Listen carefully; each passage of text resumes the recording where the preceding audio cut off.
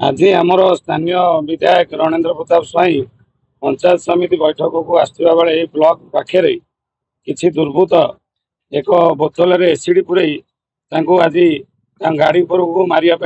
जीवन मारांतक आक्रमण करने चेष्टा कर बर्तमान आठगड़ तिगिरिया आईन श्रृंखला परिस्थिति ठीक थिला भली आमको जना पड़ूना हाथ में ठेंगा अच्छी एक बैनर अच्छी एवं पुलिस से जगह उपस्थित अच्छी आम से विषय पुलिस को जनई भी सुधा